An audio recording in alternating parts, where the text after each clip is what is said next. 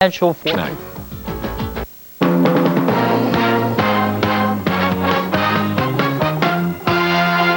Action News, Delaware Valley's leading news program, with Scott Palmer, Dave Roberts, Lisa Thomas-Laurie, and Mark Howard. A fleet of boats bring in the grim remains of Swissair Flight 111 and the 229 people on board as investigators search for answers on why it crashed. And 600 miles away, the families left behind search for answers of their own. Good evening. Mark will be along at 6 o'clock. Rick Williams joins us tonight, and the big story on Action News is the investigation into the crash of Swissair Flight 111. Here now is the latest. The flight, bound from New York to Geneva, went down last night off Nova Scotia, killing all 229 people on board. 137 of the dead are Americans, and one of them is Dr. Jonathan Mann, Dean of Public Health at Allegheny University in Center City. Although investigators don't know the cause yet, there is no indication this far that terrorism was involved. The search for Flight 111 began moments after the plane disappeared from radar last night. Fishing boats joined Canadian Coast Guard vessels in hunting for survivors of the crash. But by daylight, the scene was so grim that search leaders announced there were no survivors. They were recovering only small pieces of the jetliner, plus bodies and body parts. So far, 36 bodies have been pulled from the 59-degree water. The pilot had reported smoke in the cockpit, and the passengers were prepared for an emergency landing. But it doesn't appear they had a chance. The fuselage of the plane has been located 70 to 100 feet underwater. However, the black flight recorder boxes haven't yet been recovered. We have two maps to show you where Flight 111 went down. The jet crashed just south of Halifax, 3 miles off the waters of Peggy's Cove, a small fishing community in Nova Scotia. Nova Scotia is an island opposite the Canadian province of New Brunswick. The crash site is about 200 miles from Maine and the U.S. border. Again, Flight 111 was headed from New York to Geneva. The Nova Scotia crash site is about 600 miles from New York. People who live in the area off the coast of Nova Scotia were drawn out of their homes by the sound of the crash. A witness described what she heard as the plane disappeared into the water. Heard a very loud bang. It sounded like something hit on impact. Both our husbands thought that it was just thunder, and they told us, you know, it's nothing. But when I went outside, I could hear people talking, and in the country, people don't go outside for nothing. The dark night hampered the rescue effort, but early morning fog also kept the Canadian Coast Guard from recovering large pieces of the wreckage. We do have resources on standby, ready to come in and begin a more intensive technical search to find pieces of the aircraft and try to put it together. And officials are hoping to find the critical black boxes as the recovery effort continues. And of course, authorities will need the help of witnesses and those black boxes now buried at sea to help piece together the events that led to the deadly crash. Swissair Flight 111 took off from New York's Kennedy Airport at 8:17 last night. By all accounts, it was a routine takeoff for the Geneva-bound jet. However, sometime after 9 p.m., the pilot radioed he had an emergency on board. Smoke had begun to fill the cockpit. The pilot wanted to turn around and go to Boston, but air traffic controllers told him Boston's airport was too far, 190 miles. They told him to head about 40 miles to Halifax, Nova Scotia. The pilot began dumping fuel and began a slow descent for an emergency landing at Halifax International Airport. As the pilot told his passengers to prepare for an emergency landing, it took 16 minutes for the plane to descend from 33,000 feet to 8,000 feet when it disappeared from radar around 9:20 p.m. Officials say the jet was less than 10 minutes from Halifax when it crashed. The families of the American victims on the flight began gathering at JFK Airport in New York soon after the tragedy. And Action News reporter Rose Tibayan is standing by live at JFK right now with the latest on that part of this tragic story. Rose. Well, Lisa, despite the difficulty that family members must be feeling with the loss of their loved ones, we're seeing people here today with a lot of composure and no outward signs of emotion as they arrive to get the latest news. Police escorted family members who came to the airport Ramada seeking information and comfort.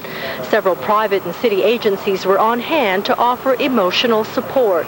They don't push themselves on people. They just make it known that if family members need to speak with someone, if they just need a shoulder to lean on, they're there to provide it. About 10 families showed up by mid-afternoon. some to make arrangements for a flight to Halifax, Nova Scotia. Air officials had recovered dozens of bodies. Navy and transportation officials expecting to recover more bodies from a fuselage found intact. Here at the JFK airport, families just wanted answers, as clergy of various religions were on hand to console. Some are feeling disbelief. Some are asking the question, why me? Why my father? Why my mother? Why my sister, brother? On behalf of the men and women of Swissair, I wish to extend our deepest sympathies to the families and friends of those on board. Our thoughts and prayer are with you. Now, sympathy is also being shown by many airport workers here and members of the media who have been respectful of the space of family members.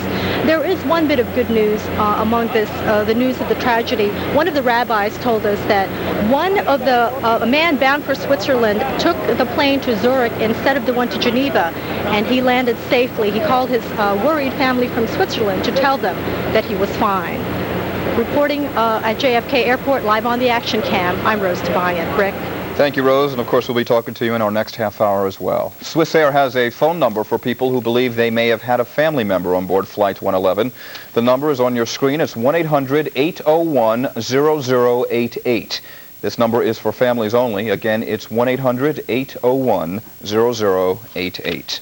Two of the victims were renowned health researchers, Dr. Jonathan Mann and his wife, Mary Lou Clements Mann. Jonathan Mann was the Dean of Public Health at Allegheny University. Action News reporter David Henry has been talking today to those who knew him well, and he's live at Allegheny Hahnemann in Center City. David.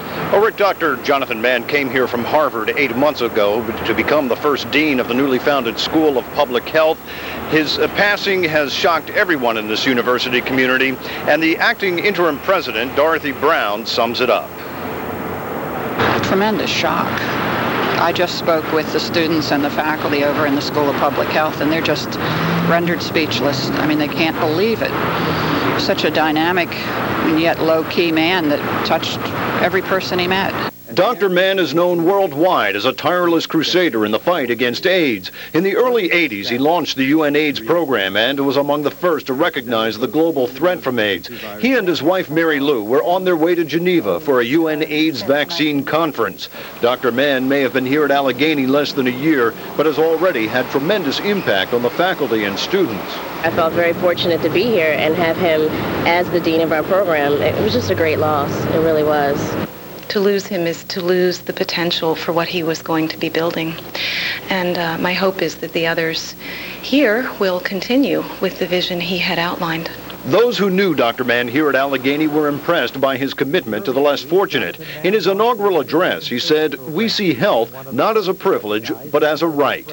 It was a theme he espoused over the years. It is a fundamental public health strategy in general to try to bring people in, convince them, bring them in. Don't push them out, exclude them, discriminate against them, fight them. Former Philadelphia school superintendent Connie Clayton is one of Dr. Mann's colleagues at Allegheny. She was impressed by his commitment to the poor. Absolutely wonderful as a person, a great sense of humor, an extraordinary leader, an openness and a warmth felt by all of us, that he's touched our lives in a way that may never happen again. Dr. Mann commuted here from Baltimore, where his wife was a researcher at Johns Hopkins. They met 2 years ago while working on an AIDS vaccine. Dr. Mann leaves behind 3 children from a previous marriage. I'm David Henry, reporting live from Center City. Lisa? Thank you, David. Well, at least one member of the Action News family has flown Swissair Flight 111, and very recently, just 3 days ago, Action News reporter Matt O'Donnell left for his honeymoon on that same flight to Geneva. In a telephone interview this morning, Matt told us here at Action News that his flight took the exact route that last night's jet was scheduled to take. And we flew out of JFK. We flew into Geneva on Monday, and it's Flight 111. I don't know if it's the same exact plane, but, you know, that's a flight we took, and, I mean, that was definitely kind of unnerving. Well, Matt told us the only thing he experienced during his flight to Switzerland was a little air turbulence, and he also said that he and his new wife were stunned by the thought that their flight was so close to last night's tragedy. Well, Swissair has one of the world's best safety records. Prior to this crash, there have only been 3 Swissair accidents in the past 50 years. The airline safety standards have made it popular with members of the United Nations.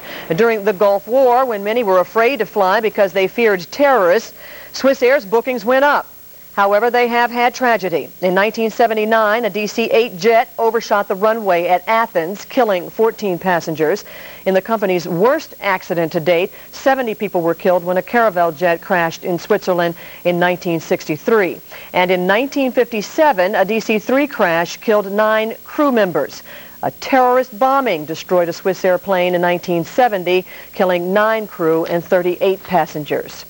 Smoke in the cockpit has been the first sign of pending disaster in other airline crashes. The worst in recent years was the Mother's Day 1996 crash of ValueJet Flight 512 in the Florida Everglades. 110 people died in that accident, and in that case, the fire was triggered by oxygen canisters which were being carried in the cargo hold. New details in the stabbing death of an 11-year-old Kensington boy. News 10 has learned exclusive information about the criminal backgrounds of both the victim and his 24-year-old accused killer. News 10's Bill Baldini is live in Kensington with more. Bill. But first, let me tell you about this. The police are keeping a watchful eye here tonight because there has been threats of violence by the boy's family. The family says if the alleged killer ever gets out of jail, they promised a lot of violence. They lit more candles today at a small shrine where 11-year-old Josue Gonzalez died yesterday. Police charged a 24-year-old neighbor, Luis Rosado, with plunging a 6 to 8-inch knife into Josue's heart. Right across the street stands a different kind of monument, a monument to anger. It's the Rosado car, which was smashed by people in the neighborhood. The dead boy's father made more threats today against Rosado. What I'm going to do, I'm going to take a knife, cut his hair off, and feed it to a dog. That's what I'm going to do. You're that angry? Yeah, I am. Both the boy and Rosado were not strangers to the law. Here is part of 11-year-old Josue Gonzalez's background, according to the Philadelphia Department of Human Services. He was arrested for armed robbery, possession of drugs with intent to sell, illegally driving a car, and a bench warrant had been issued for his arrest. He already dead. I don't want to talk no more about that. Now he's dead. That's already in the past. How can you do something to a little kid like that? It's ridiculous. Any parent in their right mind will go nuts. Is that why I can... Luis Rosado, on the other hand, is now charged with murder. He was on probation following a robbery and conspiracy conviction. Rosado was also arrested for simple assault last month. We also tried to get hold of Rosado's lawyer, but we could not get a comment from him tonight. And meanwhile, the boy's family says just because he had a rocky past was no reason to take away his future. Live in Kensington, Bill Baldini, News 10. A follow-up tonight on a Philadelphia Police Department investigation you'll see only on News 10. We've learned a contingent of Philadelphia police officers is considering a class action lawsuit against the department. Several of them claim problems of harassment and discrimination are especially bad in the 14th District in Germantown. You may recall in July, News 10 first reported Officer Aisha Perry of the 35th District, seen there on the left, filed a similar suit. She and about 15 other officers allege a pattern of retaliation after they report wrongdoing by other officers. And I hope that this matter can be resolved in a manner which is amicable as opposed to adversarial, since I think that's really the interest of the police officers, not necessarily to be aggressive towards the city, but merely to have an environment free of discrimination.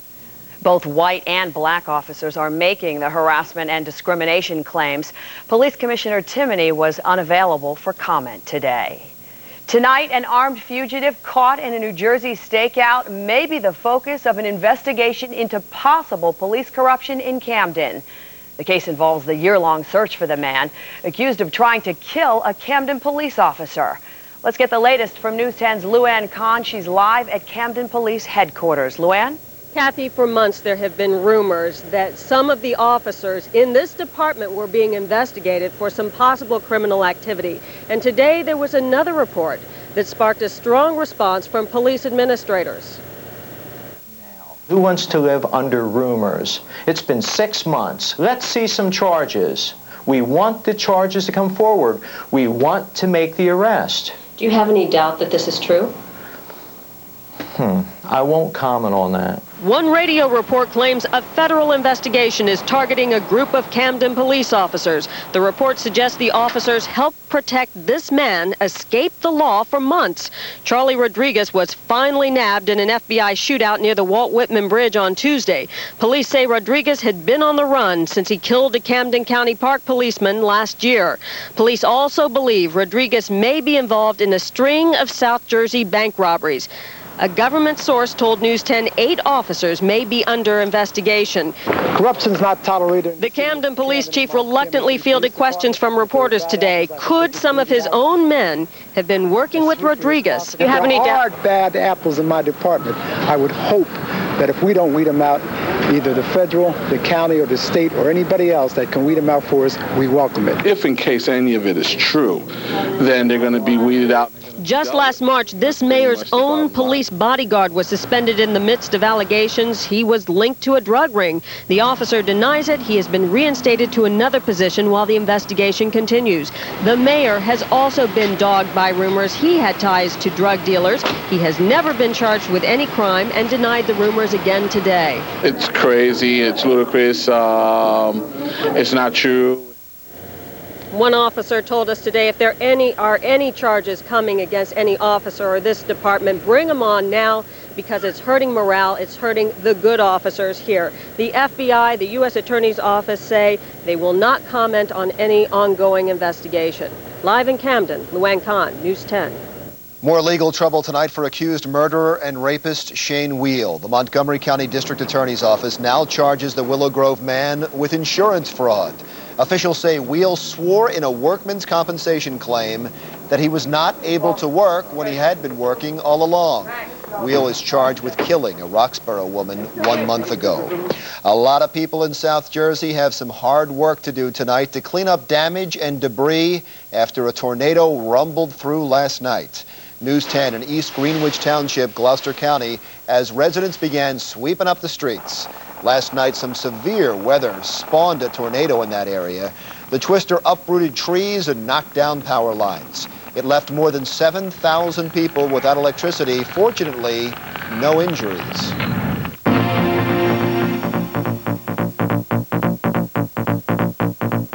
Tonight, Swissair has ordered safety checks on all of its MD-11 airliners after the crash of Flight 111. The plane took off from New York's JFK International Airport last night. It was headed for Geneva. It crashed into the ocean near Peggy's Cove, Nova Scotia. All 229 people on board were killed. Here's the latest for you. Swissair confirms 137 Americans were among the victims. The airline says the pilot had reported smoke in the cockpit. Officials say he was trying to make an emergency landing in Halifax when the plane crashed. News 10 correspondent Andrew Glassman is live at JFK Airport in New York with the latest. Andrew? Well, Kathy, the effort here at Kennedy Airport right now is really to take the lessons learned from the TWA Flight 800 tragedy 2 summers ago and put them toward easing the pain, toward adding comfort to the victims of the Flight 111 tragedy that occurred here last night.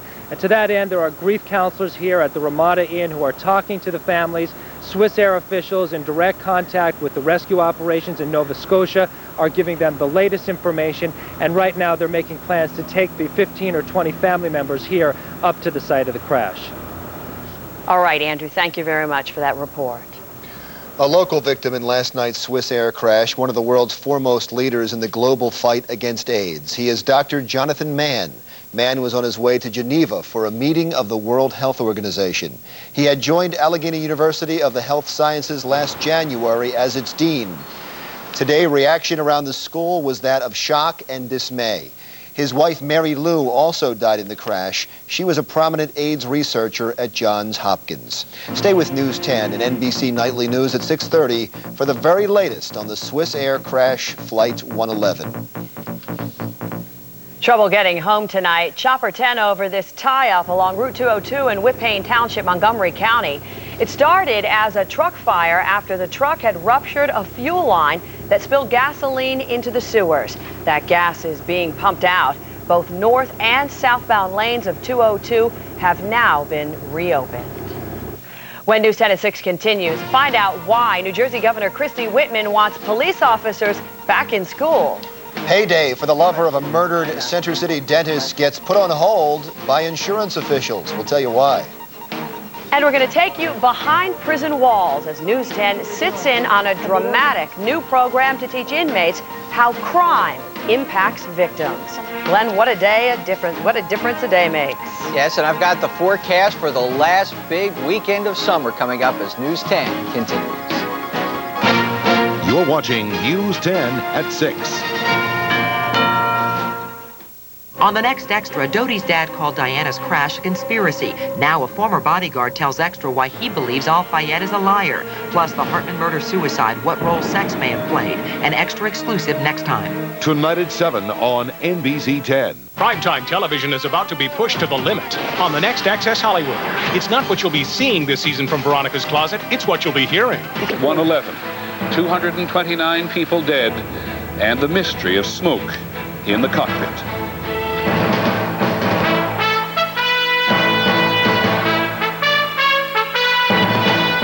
From ABC News World Headquarters in New York, this is World News Tonight with Peter Jennings. Good evening. Yes, there is a real urgency to know more about Swissair Flight 111, but almost 24 hours later, we still know relatively little.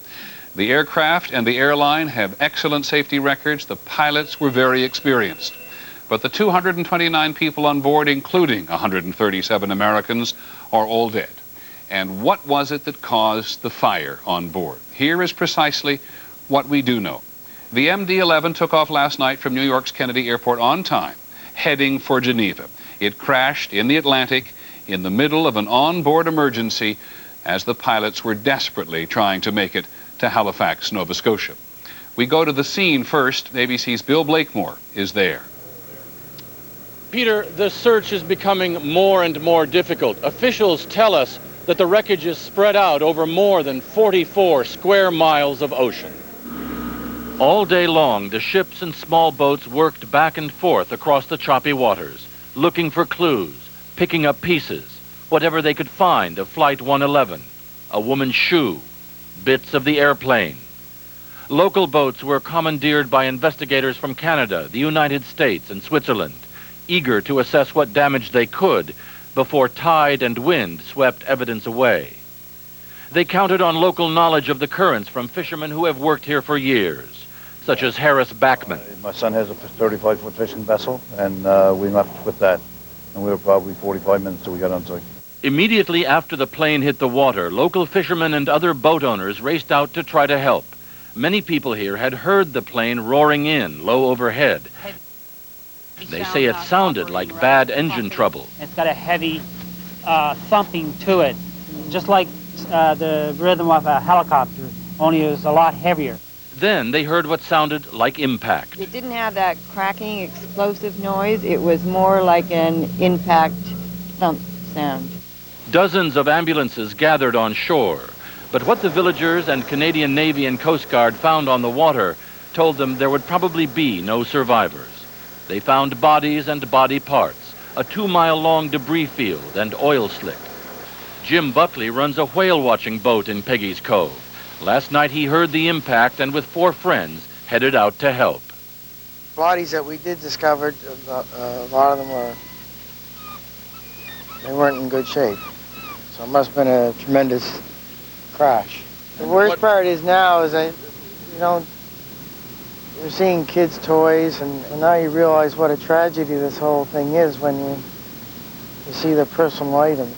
By late morning, some of those personal items were being collected on the dock at Peggy's Cove. A necktie, a purse. Officials set up headquarters in this tiny fishing village and soon announced that sonar mapping had located a large piece of the plane on the sea floor. The sea here is between 70 and 150 feet deep. Scuba divers will be able to work in those depths, though the water that far down is extremely cold.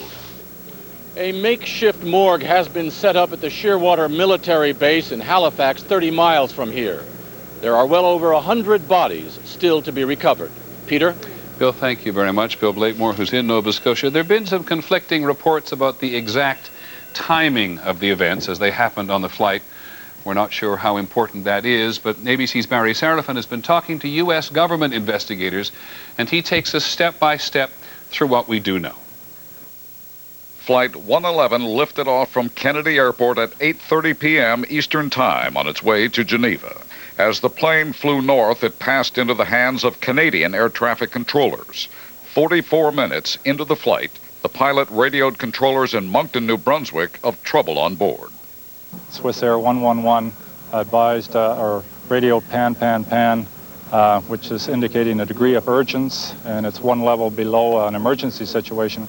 They indicated that they had smoke in the cockpit and that they wanted to divert to Boston. A Swissair official explains. The pilot first wanted to land in Boston because we have a good infrastructure there. We have a station. We fly to Boston. But air controllers instead steered the plane toward Nova Scotia. The Moncton Center advised the crew that Halifax International was closer. I believe they said about approximately 50 miles away. Just a few minutes later, the plane, then at 33,000 feet, began to descend, then sent another message. They started to dump fuel to get their landing weight down, and then declared an emergency. With excess fuel streaming from its wingtips, the plane was then just 30 miles from Halifax. 56 minutes into the flight, 12 minutes after the first word of trouble, at an altitude of 8,000 to 10,000 feet, the jet disappeared from radar and crashed into the sea. The taped conversation between the pilot and the control tower may hold further clues. That tape has now been sent to a government lab in Ottawa. Radar records will also be scanned. Officials with the Royal Canadian Mounted Police say while they have no reason to believe that terrorism was involved in the crash, they have to consider the worst-case scenario and cannot afford to ignore that possibility. Barry Seraphin, ABC News, Peggy's Cove, Nova Scotia. Well, you can imagine the scene at Kennedy Airport and in Geneva for the families. As best we can tell, Swissair was very forthcoming quite quickly with information and assistance for the families. Every family has been offered $20,000 to defray immediate expenses. The money is not connected to any legal settlement. At the United Nations today, the flag was lowered because several UN officials were killed, and this American on board was killed, Jonathan Mann, who is one of the world's great public health officials since the beginning of the AIDS crisis. He has worked tirelessly to educate the world about what the world must do to confront the AIDS epidemic. And as sometimes happens at the last minute, a change of mind saved a life. The Swiss tennis star Marc Rosset had a reservation. He decided to spend an extra night in New York after losing in the first round of the U.S. Open. Now, the aircraft itself. The MD-11 built by McDonnell Douglas has only been in service since 1990. Swissair's been using this one since 1991. After more than 6,000 flights, it had an unblemished safety record. Airline analysts describe Swissair's safety record as impeccable, and generally speaking, the MD-11 has an excellent safety record. This one was completely overhauled in 1996 and had a complete safety check less than a month ago. Incidentally, in general terms, fire on board an aircraft has been the cause of relatively few fatal accidents. But we do know there was smoke in the cockpit. What does that mean, and what does an airline crew do? For what may only be a partial answer to that, we turn to one of the country's most experienced pilots and flying analysts, our own John Nance. John, smoke in the cockpit, what's the first thing the crew does? The very first thing the crew does, Peter, is get the oxygen mask on and make sure the regulator is at 100%, and then the smoke goggles you get on if you think you need them. And then you get out the checklist and begin to try to decide a very critical decision. What kind of smoke are you facing? Is it electrical? Does it come from the air conditioning system or somewhere else? And if the smoke gets bad, what happens in the cockpit?